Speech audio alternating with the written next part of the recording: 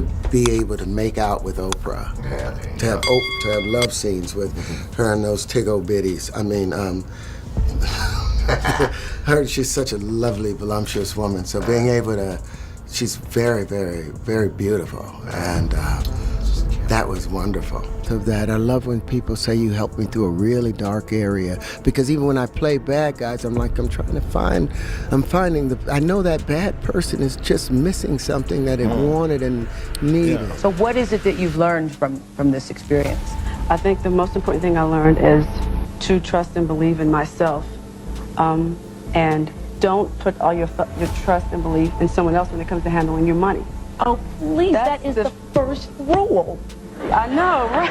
That is Success 101. No, I didn't take it. I didn't take that class. I should have watched. I've been watching your show, but you never think it's going to happen to you. You never think it's going to happen, and you trust and believe in people. You can't be here and interview people and know what's going on with your finances at every moment. I can't. I can't do that. So what's going to happen immediately now? Well, first thing, I sign my own checks. That's the first thing. Okay.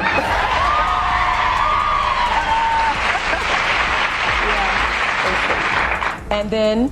As soon as, the judge decides, and they'll probably contest it. My record company will probably contest it, and then they'll come in. Oprah can't seem to catch a break.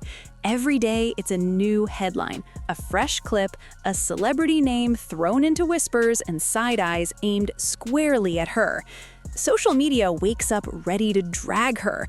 YouTube thumbnails scream conspiracy, and comment sections turn into full-blown digital courtrooms. Now, Terrence Howard has cranked the heat even higher. Fans online claim he exposed Oprah just as the Diddy documentary reignited talks about power, silence, and who really pulls the strings in Hollywood. Once the documentary dropped, the rumor mill went wild. People started connecting dots, digging up old interviews, and rewatching moments that once felt harmless, but now seem shady. In that frenzy, a new theory emerged. Oprah's running, not because of any confirmed legal action, but because some claim she quietly left the country to dodge the storm of public scrutiny swirling around Diddy and his Hollywood circle. Hearing that, John Samuel, immediately after hearing that allegation, removed the accused, Tiny Makopo, from the campus. I was, needless to say, devastated and really shaken to my core when I first heard this news. And immediately within the first hour of receiving this information, I contacted here in the United States Dr. Bruce Perry, who is founder of the Child Trauma Academy in Houston, Texas. And Dr. Perry informed me that the law in the United States requires that one must report, even if you suspect child abuse, it must be reported to the Child Protective Services. And so he said, if I were you, I would confirm if that is also the law in South Africa, which I did. And first thing Monday morning, I contacted Superintendent Neatling and told him that I wasn't sure what had happened, but there was a suspicion on the part of the girls of some type of sexual abuse. I told Andre Neatling that I wanted to conduct an independent investigation to determine what exactly had happened. Of course, Oprah hasn't said a word about leaving, but that didn't stop speculation from spreading like wildfire, especially once Terrence Howard's name got thrown into the mix. Social media exploded with posts claiming Terrence finally spoke out about Oprah allegedly controlling careers behind the scenes, deciding who rises and who disappears. Terrence isn't new to stirring the pot. He's known for being raw, emotional, and at times explosive. He allegedly hinted that Oprah has long had influence over careers, quietly shaping them, sometimes not in the best way. These claims reignited old conversations involving stars like Monique, 50 Cent, and even Dave Chappelle, all of whom have clashed with Oprah publicly at some point. Most of Howard's past comments about Oprah trace back to their time on The Butler in 2013. That's when their on-screen chemistry first made headlines, a steamy love scene that had everyone talking for months. During the press tour, Terrence leaned into the shock factor, openly gushing about filming those scenes with Oprah, even making remarks that many thought crossed the line. For me. So I was like, she's got these tig-o bitties. But speaking from the point of Terrence Howard, I mean, Oprah literally is the quintessential figure of a woman of power, of a woman of eloquence, of a woman who's accomplished everything that everyone can take a picture from, and to pierce that veil, to look behind the curtain that everybody sees fall, and for her to let you in. Shut up! That's an amazing thing.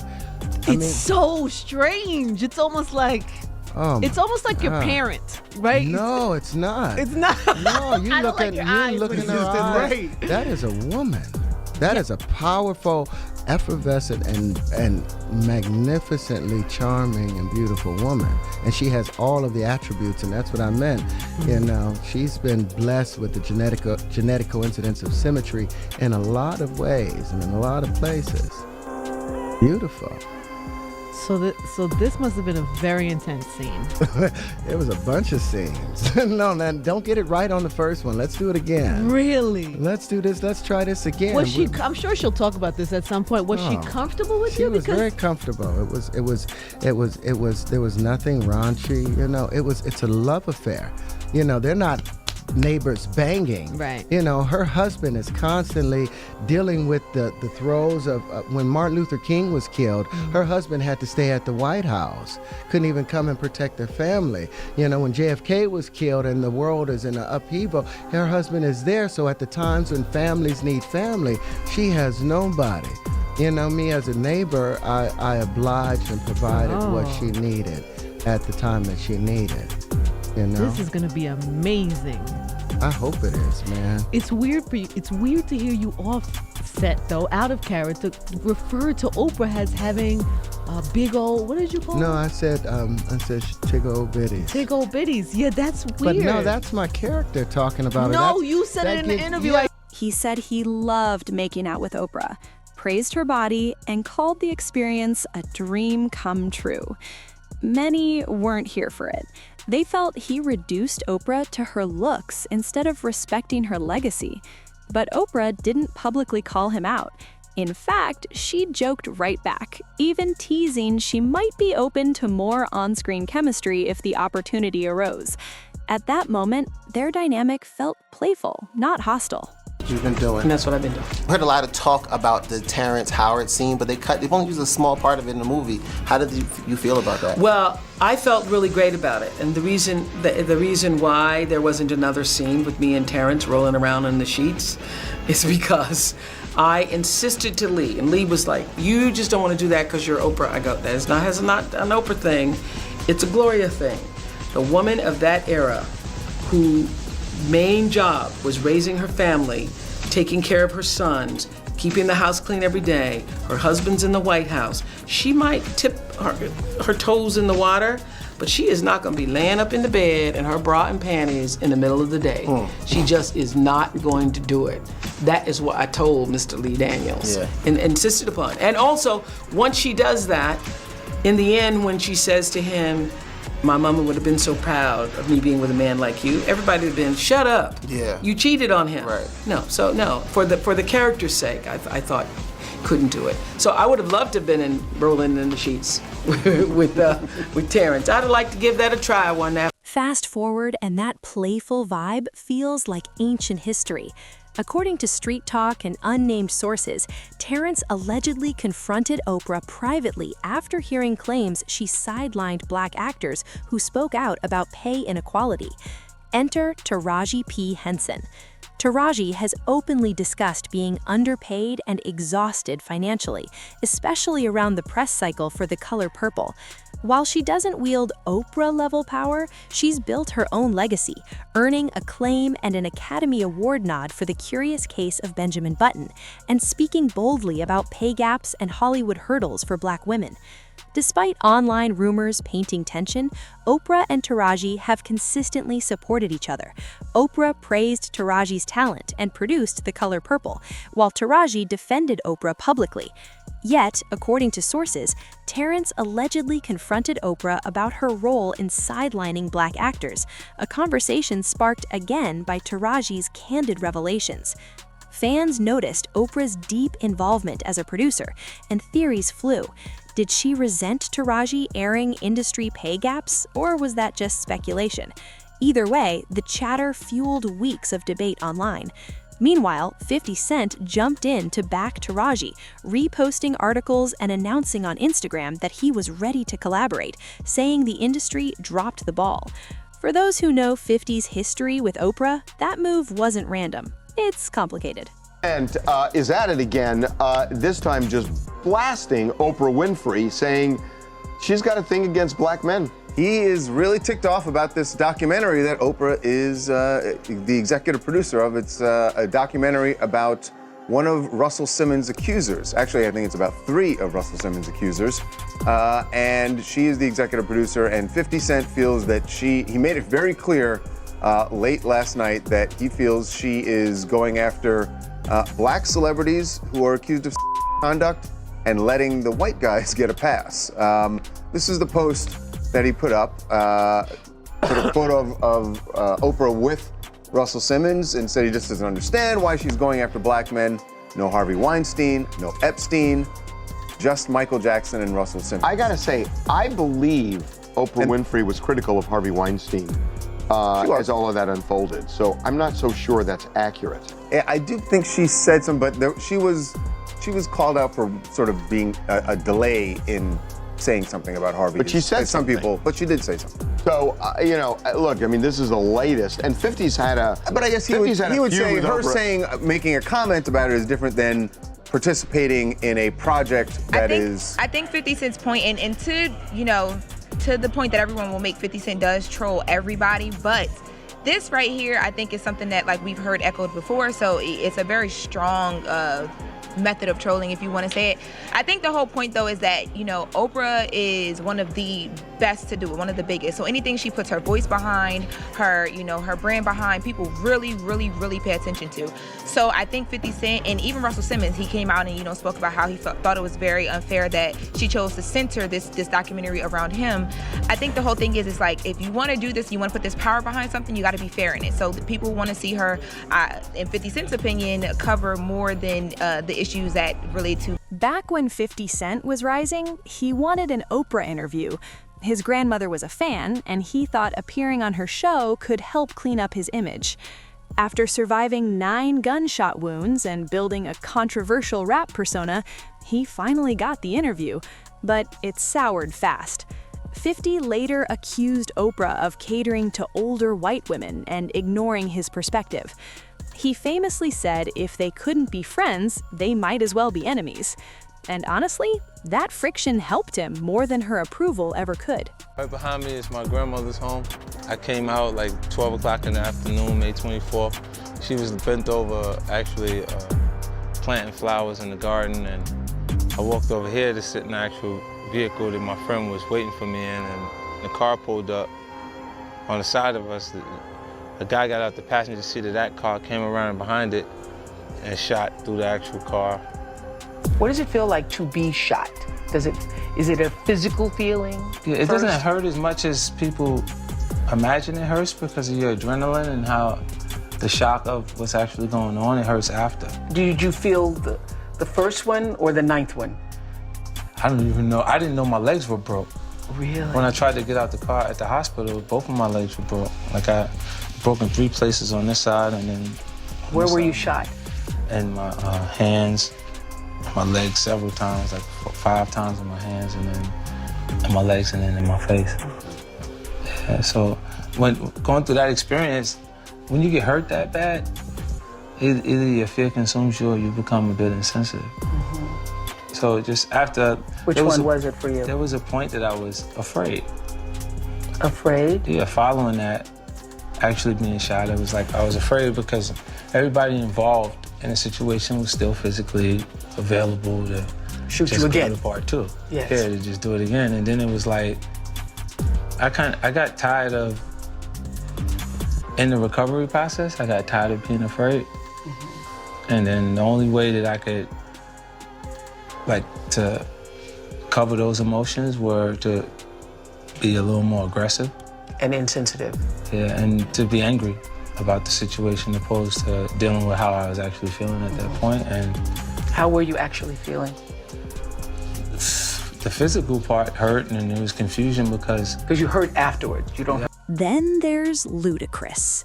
Promoting Crash, he felt Oprah unfairly criticized his music instead of the movie. When the episode aired, his rebuttal was cut, leaving the impression he silently accepted the critique. That moment became another example cited by fans about Oprah's alleged narrative control. The Oprah, I've been on Oprah a long time ago. Okay, so, I haven't made it back, but I was on there one time. I'll tell you. How did it go? How did it go? You know what? We talking about the first time I was on? The first time he was you on. didn't Oprah. see it? No, I missed this You one. didn't hear about it? Is this the one about the N-word? No, This is about the movie. Yeah, I do remember. Yeah. She cut you off. Right. She cut you. She edited out what you had to say. Pretty much. Okay. That's what it came down to. That was the only time I was on Oprah. Okay, and then now, whether we get invited back or not, did you call? Did you call and say, "Why didn't you edit me, Oprah"? No, I didn't. But you know, we've pretty much made up since then, man. Like I've talked to her over the phone. Everything's cool. Okay. I would like to get invited back though. Okay. When is our show gonna be live? That's the question. Live. Without being, edited. Right. I want to go on Oprah live. What was it that she edited out? Just for those who listening, trying to figure out what was it. It was a lot of. It was certain comments that she had made about. I was there for Crash for the movie. Yeah. And basically, she said something about not agreeing with my music, but she thought I did great in the movie. And of course, I was up there with the whole cast of Crash, and so I didn't necessarily feel like that needed to be said. You didn't agree with my music, and even if you don't agree with certain songs I made, say you don't agree with certain songs. Don't say you just don't agree with all of my music. Right. So it was a lot of comments that actually, basically, she was able to say what she said, and then I had my rebuttal. And when I saw the final show, her comments were in there. Right, was in there, but yours wasn't in there. And mine weren't in there, so it just looked like I kind of took it. Wow. Like was just quiet and didn't say nothing. Yes, ma'am. Yes, mother. Oprah. Yes. Nah, but I have a lot of respect, of course, for Oprah. I don't see how anyone can't have respect for Oprah. What she's accomplished in her lifetime, I just think that we came to a disagreement about something. And you can have loved ones, you have family members, you have friends, you have arguments, and you. Dave Chappelle's saga added more fuel. After leaving his massive Comedy Central deal, rumors questioned his mental health. On Oprah's show, some viewers felt she framed him as unstable instead of respecting his decision to protect himself. Dave later opened up about the stress of being labeled crazy by powerful people for refusing to play along. Monique's story is perhaps the most infamous. She accused Oprah, Tyler Perry, and Lee Daniels of blackballing her after refusing unpaid promo work. Her career stalled, she said, because she stood her ground. 50 Cent was first to publicly support her, demanding apologies and promising to help rebuild her career. That alliance turned Oprah into a recurring villain in online narratives about industry retaliation. Was ringing, and the scripts were coming. And when people say, Monique, where have you been? It's not that I haven't been on TV or been in the movies because I've been blackballed, as Mr. Daniels has said. The offers just didn't make sense, Dawn. So again, the phones didn't stop ringing and the scripts didn't stop coming, but the offers that were associated with them were offers that made me say, guys, I can't accept that. Because if I accept that and I won the award, what are my sisters being offered that didn't win the award or wasn't nominated? And what does it say to the little girl who's not here yet? That if we continue to accept these low offers, however do we make it different and make a change? Okay, I want to play this. This was Lee Daniels on this very broadcast last night. Let's listen. Okay. We were on the campaign, and she was making unreasonable demands. And, and she wasn't thinking, this is when in reverse. Then there's Oprah's South African school, the Oprah Winfrey Leadership Academy for Girls, opened in 2007. Intended as a haven for underprivileged students, it soon faced shocking allegations. A dorm matron was charged with crimes involving students. Oprah flew in, apologized, and fired staff. Though the accused was later found not guilty, the damage was done. In 2011, a newborn's body was found in a student's bag, sparking another investigation and reigniting conspiracy theories. Over the years, rumors spiraled.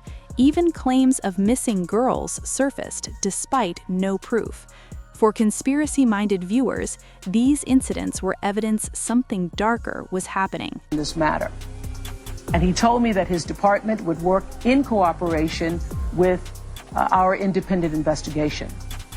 Now, the reason why I did that is I wanted to hire an independent team because my experience with child predators is that no one ever abuses just one child.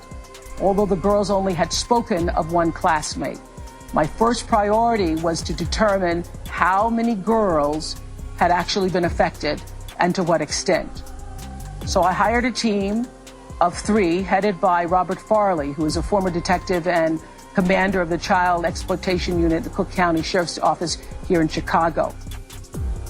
Detective Farley and his team immediately flew over from the United States. They spent a week interviewing girls and staff.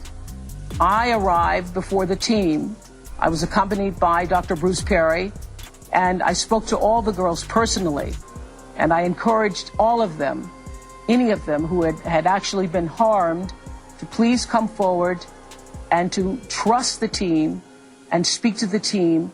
And Oprah has repeatedly responded, emphasizing healing, truth, and dignity. About the Diddy documentary, she expressed concern that pain and trauma were being turned into entertainment. She stressed she doesn't support turning allegations into spectacle, positioning herself as someone focused on growth and accountability. Her defenders highlight her philanthropy, media empire, and the countless careers she's elevated. Oprah's a Presidential Medal of Freedom recipient, billionaire, and daytime TV trailblazer. Supporters argue that reducing her legacy to rumors ignores decades of real impact. Even Cindy Crawford recently weighed in. In a documentary, Cindy revisited her first Oprah interview in 1986, saying she felt objectified and unheard. Though she later had positive experiences, revisiting that moment left her unsettled. Oprah reportedly removed the clip from the internet, which only fueled online speculation further. Stand up just a moment. Now this is what I call a bod. I was like the chattel or a child, like be seen and not heard. When you look at it through today's eyes, when Oprah's like, stand up and show me your body, like show us why you're worthy of being here. In the moment, I didn't recognize it. Only when I look back at it and I was like, oh my gosh, that was so not okay, really. As for Taraji and Oprah, both publicly shut down rumors of tension, praising each other online and emphasizing mutual respect. Oprah even revealed she was paid just $35,000 for the color purple and would have done it for free, showing her understanding of financial struggles in the industry. Terrence Howard's alleged confrontation, real or exaggerated, tapped into Hollywood frustration. Some fans applaud him for speaking truth to power. Others argue Oprah is being unfairly dragged into a storm she's already addressed. Ultimately, this saga reflects public distrust in powerful institutions as much as it does about Oprah herself. People are questioning everything. Who knew what, who stayed silent, and who benefited while others suffered. Until more facts surface, the speculation isn't slowing down. Now it's your turn. What do you think about Terrence Howard allegedly exposing Oprah? Are the career sabotage claims real, or is Oprah being unfairly targeted? Hit subscribe to keep up with all the tea, and until next time, keep it real, fam.